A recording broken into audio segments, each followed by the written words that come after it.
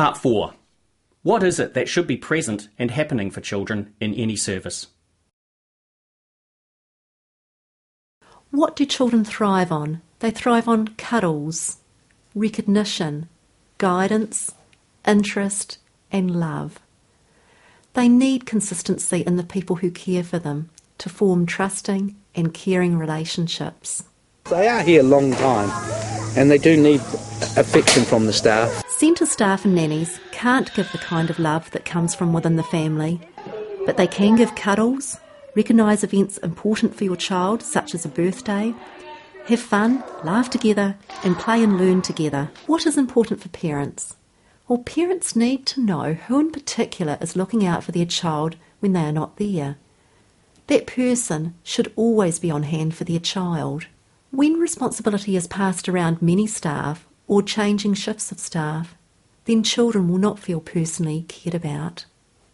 Parents want to see the staff or nanny really enjoying being with their child, that they are working for their child, never talking more about themselves than they are showing interest in the child and family, never being short or losing their temper, never making parents feel they are an unnecessary bother, always being happy to help and meet requests that are in the child's best interests, such as letting the child who has missed breakfast eat on arriving, instead of waiting till morning tea time. For parents, if the service promotes children's good health, then it is healthy for parents too. Because when children get sick, parents get sick too. When children are feeling unwell, sick, grumpy, tired, this affects their learning and their happiness, and it's hard on parents too. One of the most important things adults can do to protect and promote children's health is to focus on hygiene, especially hand washing and drying. You want to see that the adults are good at this and that they reinforce this with the children. Exclusive breastfeeding, meaning no solids or artificial formula, is best for infants under 6 months. And older children should continue to be breastfed for as long as possible. You see, children in group care are at considerably greater risk of health problems like diarrhoea and gluea. Breastfeeding provides a very important defence against this, and it also benefits language and intellectual development.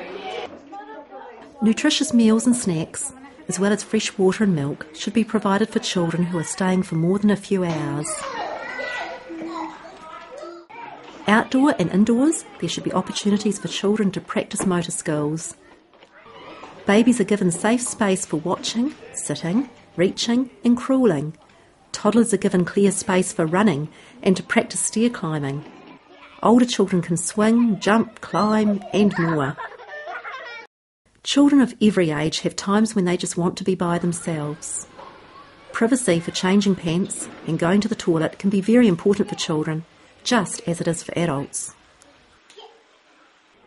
When the play area gets really messy, it's a danger to children who might trip or who might end up using materials and equipment in ways that are not safe. When space is confining, noise levels can impact on children's hearing and ability to gain satisfaction from what they are doing. So space is really important for children's mental and physical health too. Children need to be kept safe, but not bubble-wrapped. Being kept safe means that potential hazards and dangers are checked.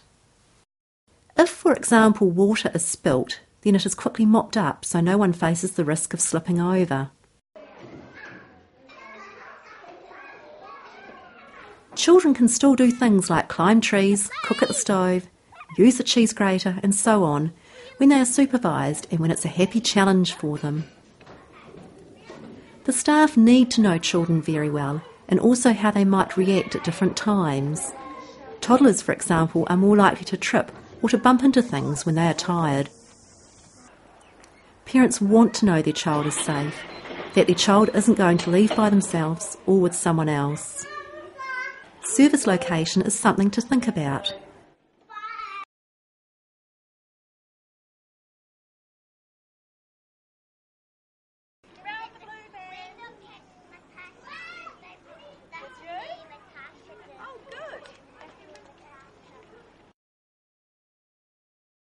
Nearly all of New Zealand's children experience an early childhood program before they are 5.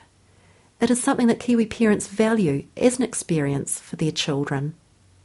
To optimise the benefits of this experience for children's learning, it is important that the staff or nanny knows each child really well, has expectations for their learning, and can provide the right guidance and support to extend children to achieve more than they could achieve if left on their own.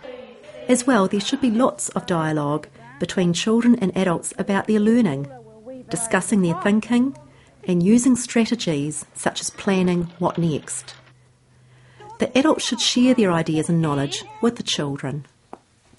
When adults know things and are confident to share their knowledge, children will develop a thirst to know even more. What do parents expect? They expect their child to be treated as a learner and not just encouraged to play. They also want their child to experience values and behaviours that are consistent with their beliefs. Just some of the things that indicate a great learning environment for children are children participating in everyday living activities, including having access to the kitchen and to the laundry. A pillowcase. Can I have 2 more pegs, Thomas? Children looking after themselves, after others and after their environment. Okay. Oh, what are all those things flying up at us? Having learning experiences outside of the centre or caregiver's home. And this is especially important for children attending for more than half days. Adults providing great models for children to learn from. For example, wearing sun hats when they expect children to wear sun hats. Good boys. Adults who feel comfortable around and know how to handle animals and insects and bugs. So this is a feature of the learning environment. It's growing in our compost. Do you know what that might be? And not forgetting subject and school learning in areas like drama, art and craft,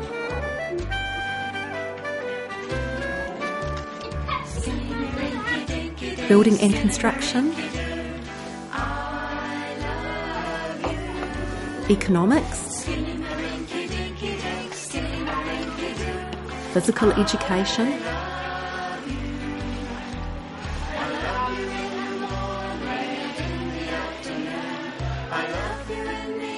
the sciences,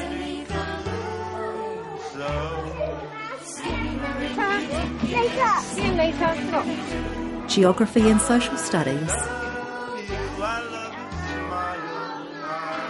language and literacy,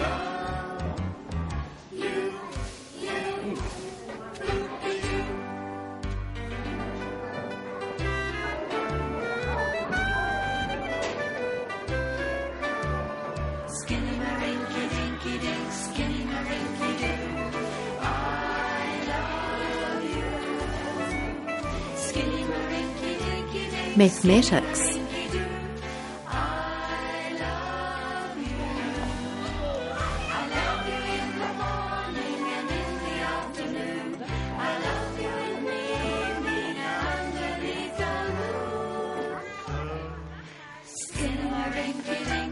technology,